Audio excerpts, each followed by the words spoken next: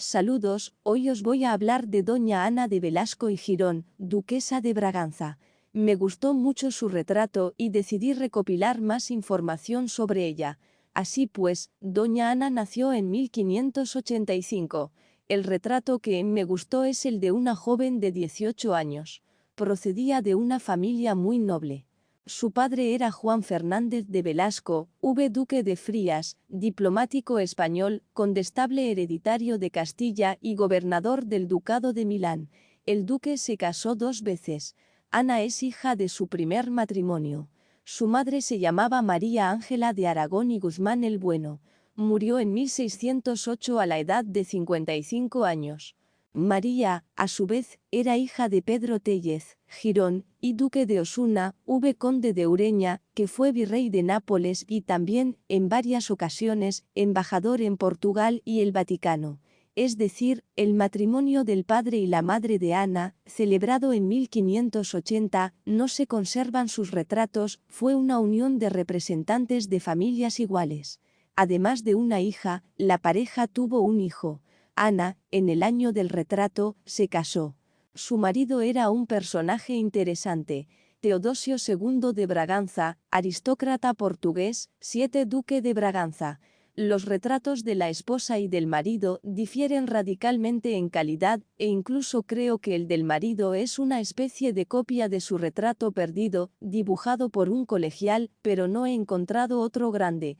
El marido de Ana era interesante, en primer lugar, por su ascendencia. Si indagamos en la ascendencia de su padre, encontramos al rey João II de Portugal.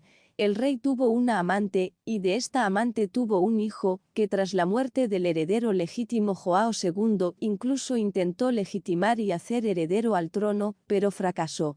No obstante, este hijo ilegítimo fue favorecido por él en la medida de lo posible. El padre de Teodosio II, marido de Ana, era nieto de este hijo real y legítimo. Huelga decir que el favor del rey también afectó a sus descendientes lejanos. Por parte de padre, el marido de Ana pertenecía a las clases altas aristocráticas más poderosas de Portugal, y si nos fijamos en su madre, que era prima de su padre, ni siquiera hace falta escarbar. Era nieta, aunque una de tantas, del rey portugués Manuel I. La infanta Catalina de Guimaraes, duquesa de Braganza, suegra de Ana. Catalina era una mujer de cualidades luchadoras. Reclamó ser reina de Portugal y luchó casi toda su vida por este derecho. Su marido la apoyó. En segundo lugar, me pregunto quién más reclamó el derecho a llamarse esposa del marido de Ana. El rey español ofreció pagos impensables a los padres de Teodosio II para que renunciaran a su pretensión al trono de Portugal. Y entre estos rescates estaba la oferta de elegir a una de sus 2 hijas como consorte de Teodosio. 1. Isabel Clara Eugenia, gobernaba los Países Bajos españoles en los Países Bajos y el norte de la Francia moderna con su marido, el archiduque Alberto VII de Austria. Su reinado se considera la edad de oro de los Países Bajos españoles. Isabel fue una de las mujeres más poderosas de la Europa de los siglos XVI y XVII. Se casó, por supuesto, más tarde de los hechos descritos. 2. Catalina Michaela, duquesa de Saboya, que gobernó el ducado varias veces como regente durante la ausencia de su marido Carlos Manuel I. Naturalmente, se casó más tarde.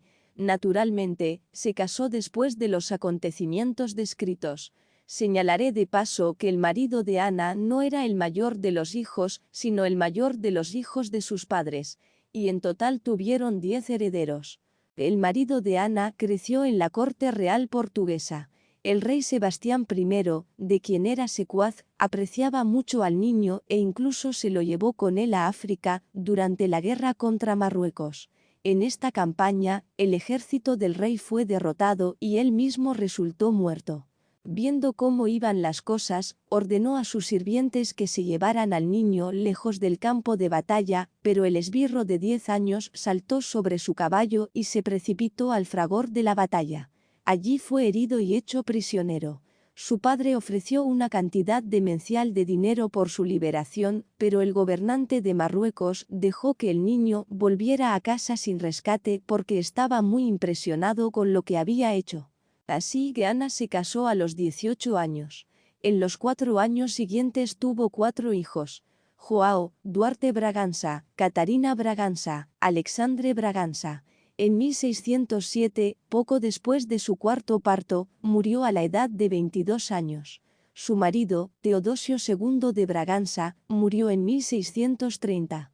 Gracias a la situación sucesoria portuguesa, por un lado, y a la incansable y firme acción de su suegra, por otro, el hijo mayor de Ana, Joao, se convirtió en rey de Portugal en 1640.